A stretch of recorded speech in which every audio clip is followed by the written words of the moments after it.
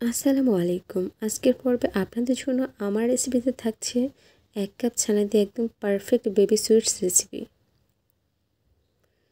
আর এই বেবি সুইটসটা দেখতে যতটা না সুন্দর হয়েছিল, খেতে কিন্তু তার থেকে বেশি ভালো লেগেছিল। তো কথা না বাড়িয়ে কিন্তু এই ছানার দিয়ে বেবি সুইটসের রেসিপিটি আপনাদের সাথে শেয়ার করা যেতেই পারে। আশা করছি এই রেসিপিটি আপনার কাছে এতটাই বেশি ভালো লাগবে, বিলিভ মি, একবার বাসায় এটা ট্রাই করে দেখেন, আপনি বারবার এটা বানানোর চেষ্টা করবেন। তো আমি ছানাটা হাত দিয়ে প্রায় 6 থেকে 7 মিনিটের মতো ময়দা দিয়ে নিয়েছিলাম। তারপরে এর সাথে অ্যাড করে দিলাম 2 টেবিল চামচের মতো ময়দা।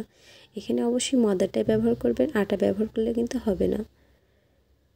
এরপর এটা আমি ছোট ছোট বল করে, যে গোল দেখতে পাচ্ছেন, এভাবে গোল করে বেবি সুইটসের যে ছোট ছোট মিষ্টিগুলো থাকে সেভাবে বানিয়ে নিলাম।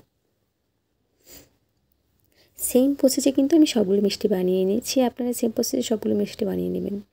দেন এরপর লাগবে হচ্ছে আমার তেল। আমি চুলায় একটা কড়াই বসিয়ে দিয়েছি। তারপর আমি এখানে দিলাম প্রয়োজন মতো যতটুকু তেল আমার দরকার তত তেল আমি এখানে দিয়ে দিলাম। এরপর তেলটা যখন একটু হালকা মানে গরমের থেকে একটু বেশি গরম হবে, অর্থাৎ একটু মোটামুটি গরম হয়ে যাবে, একদম ফুটন্ত গরম কিন্তু হওয়া যাবে না, তাহলে মিষ্টিগুলো দেওয়ার সাথে সাথে কিন্তু মিষ্টিগুলো ফেটে যাওয়ার সম্ভাবনা হবে। এরপর সমস্ত মিষ্টি কিন্তু আমি দিয়ে দিলাম।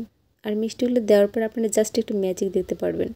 জাস্ট 30 সেকেন্ড পর্যন্ত আপনি ওয়েট করবেন, তারপরে দেখবেন মিষ্টিগুলো আপনি ফুলে কিন্তু উপর দিকে উঠে আসছে, আর পুরো কড়াইটা কিন্তু একদম ভরে যাবে।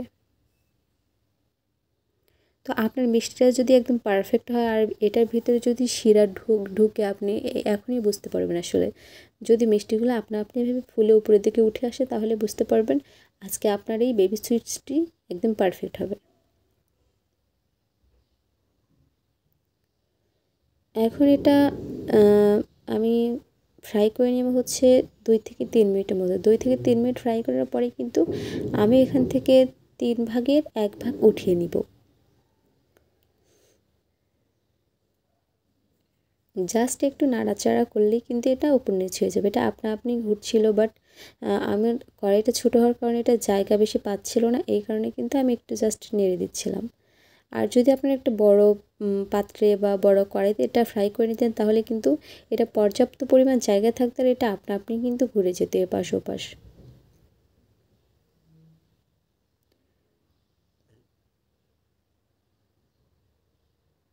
যাই হোক, আমি এই পর্যায়ে এখান থেকে প্রায় 2 ভাগ 3 ভাগের 1 ভাগ মিষ্টি উঠিয়ে নিলাম। দেখতেই পাচ্ছেন কালারটা কেমন হয়েছে। এখন এটা কিন্তু খুব বেশি গাঢ় করা যাবে না, বিকজ আজকে আমি 2 থেকে 3 কালারের বেবি সুইটস তৈরি করব। এই জন্য আমি এখান থেকে 3 ভাগের 1 ভাগ উঠিয়ে নিলাম।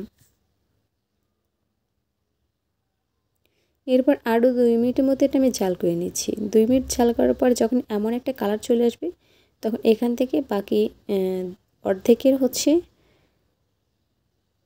1 ভাগ উঠিয়ে নিচ্ছি।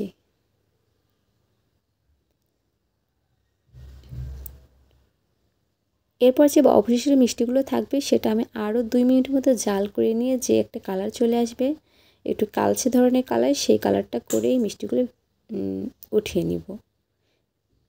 ওভার ফ্রাই করতে যাবেন না, তাহলে কিন্তু পুড়ে এটা তেতো লাগবে। এই যে দেখতে পাচ্ছেন যে কালারটা চলে এসেছে, এই কালারের করে কিন্তু এটা উঠিয়ে নিতে হবে। বাই দ্য ওয়ে, আপনারা দেখছেন এস কুকস কর্নার বিডির, সাথে আছি আমি জান্নাতুন নাইম। আমার রেসিপিগুলো যদি আপনার কাছে একটু ভালো লেগে থাকে, তাহলে অবশ্যই আমার চ্যানেলের সাথে থাকবেন আর কমেন্টস করে জানিয়ে যাবেন আপনার মূল্যবান মতামত। তো যাই হোক, আমি মিষ্টিগুলো ভেজে নিয়েছিলাম। এখন শিরা তৈরি করার জন্য আমি এখানে নিয়েছি 1.5 কাপ চিনি আর সাথে নিয়েছি 1 কাপ পানি।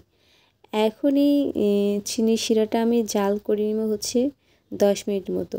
আর এই যে দেখতে পাচ্ছেন মিষ্টিগুলো উঠিয়ে নিয়েছিলাম, দেখতে কতটা সুন্দর লাগছে।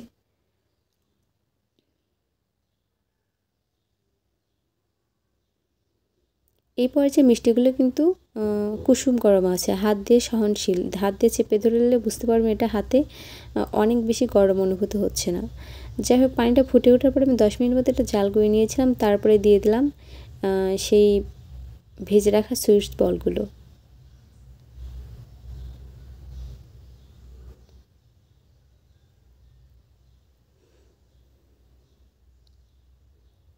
এখন এটা জাস্ট 5 মিনিটের মতো আমি হচ্ছে জাল করে নিব।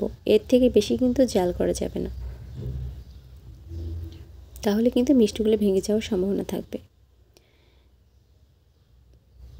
এখন আমি এটা 2 ঘন্টার জন্য রেস্টে রেখে দিয়েছিলাম। 2 ঘন্টা পরে দেখেন ম্যাজিক, চিনির শিরাগুলো খেয়ে একদম মিষ্টিগুলো রসে টইটুম্বুর হয়ে গিয়েছে। আর প্রত্যেকটা মিষ্টি এতটাই সুন্দর হয়েছিল যে একদম ভিতর থেকে রসগুলো ছোপ করে নিয়েছিল। চাপ দিলে দেখতে পারবেন একদম ভিতর থেকে রসগুলো ঝরঝর করে পড়ছে। তার মানে আজকের এই মিষ্টিটা একদমই পারফেক্ট হয়েছে।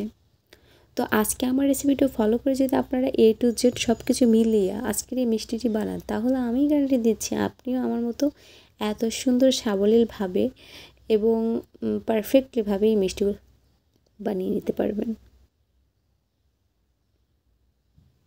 তো ভিউয়ার্স, আজকের মধ্যে এ পর্যন্তই। সবাই অনেক বেশি ভালো থাকবেন, সুস্থ থাকবেন। আবারও দেখা হবে আপনাদের সাথে নতুন কোনো ভিডিও নিয়ে।